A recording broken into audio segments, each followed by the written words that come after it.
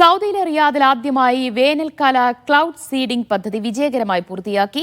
മഴയുടെ അളവ് വർദ്ധിപ്പിക്കുക, ജലസുരക്ഷ ഉറപ്പാക്കുക, പ്രകൃതി വിഭവങ്ങൾ സംരക്ഷിക്കുക തുടങ്ങിയവയുടെ ഭാഗമായാണ് പദ്ധതി.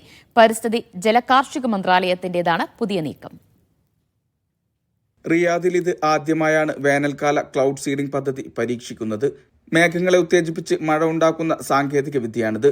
ക്ലൗഡ് സീഡിംഗ് നടപ്പാക്കിയത് പരിസ്ഥിതി സൗഹൃദ വസ്തുക്കൾ, പ്രത്യേക വിമാനങ്ങളും പരിശീലനം ലഭിച്ച വിദഗ്ധർ എന്നിവയുടെ സഹായത്തോടെയാണ്. പരീക്ഷണം വിജയകരമായി പൂർത്തിയാക്കിയത് റിയാദിലെ ഒരു ഗവർണറേറ്റിലായിരുന്നു. 2006 മുതൽ സൗദിയുടെ വിവിധയിടങ്ങളിൽ ഈ സാങ്കേതികവിദ്യ ഉപയോഗിച്ചിരുന്നു.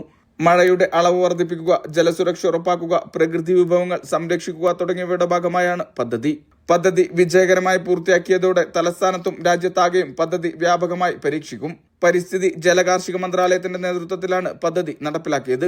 നിലവിൽ വ്യാപകമായി തന്നെ UAE, ചൈന, അമേരിക്ക തുടങ്ങിയ രാജ്യങ്ങളിൽ വേനൽക്കാല ക്ലൗഡ് സീഡിംഗ് സാങ്കേതികവിദ്യ ഉപയോഗിക്കുന്നുണ്ട്. Vishal Cherpulassery, media 1, Riyadh.